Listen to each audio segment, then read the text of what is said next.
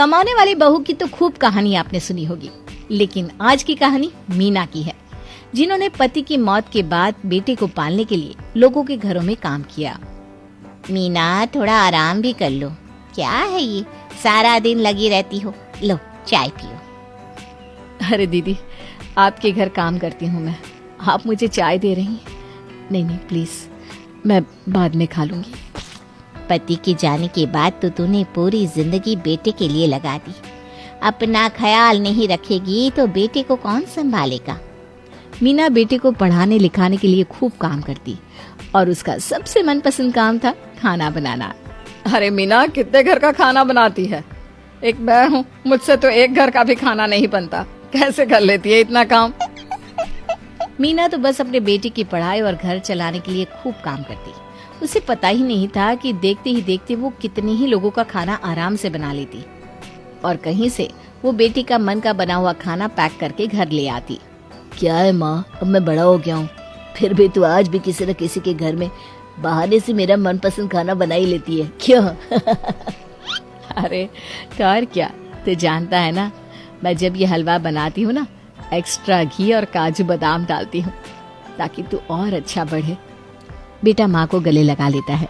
मीना किसी तरह लोगों के घरों में खाना बनाकर बेटे को बड़ा कर ही रही थी कि एक दिन, अरे मीना, तुमसे काम था। कोई हलवाई हो पहचान में तो बताना। हलवाई क्यों, क्या हो गया? खाना तो मैं बना ही देती हूँ। अरे 100 लोगों का खाना बनाना है, तुम कैसे बनाओगी मीना? क्यों नहीं बनाऊंगी? अरे मैं 100 क्या 500 का भी खाना बना दूं। आप काम तो दिलाओ। मीना को शादी में खाना बनाने का काम मिलता है। वो खूब मेहनत से ढेर सारा खाना बनाती है। सभी खाना खाते हैं और मीना की खूब तारीफ करते हैं। हमने तो सोचा ही नहीं था कि हमारे घर की शादी में इतना शानदार खाना बनेगा। आप बस मुंह मांगे पैसे बोलो। मीना भी पैसे मांगने में कोई शर्म नहीं करती और पैसे लेकर घर पहुंचती है कि सामने खड़ा होता है बेटा रोहन। माँ, कितना थकी हो, क्या हो गया? कुछ खाया नहीं क्या? सबके लिए बनाती हूँ, थोड़ा खुद के मुंह में भी रख लिया करो। अरे कैसी बात कर रहा है, मैं बिल्कुल नहीं थकी। अब तू बता, मेरा बेटा क्या खाएगा? कुछ नहीं माँ।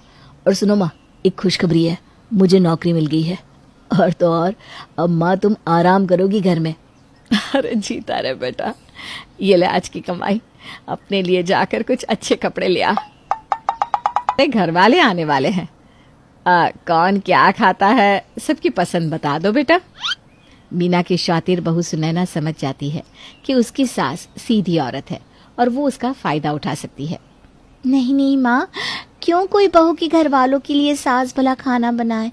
नहीं, मैं बनाती हूँ ना माँ। माँ को खाना बनाना पसंद है, लेकिन मेरे घर से तो कम से कम 10 लोग आ रहे हैं, माँ जी थक जाएंगी। अरे तेरी सास ने तो पूरी की पूरी बारात का खाना बना रखा है, तू चिंता ना कर बहू, मैं नहीं थकूंगी।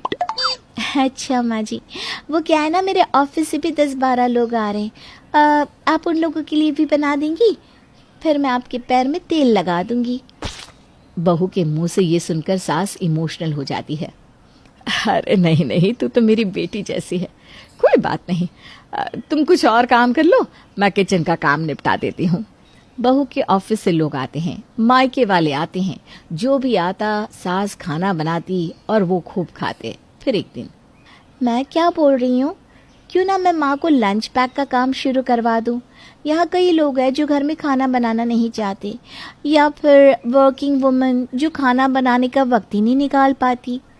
अब वो माँ से टिफ़िन ले लेंगी और माँ पर टिफ़िन चार्ज कर लेंगी। घर बैठे हम लोगों की एक्स्ट्रा कमाई हो जाएगी। Please like and subscribe my channel. Thank you.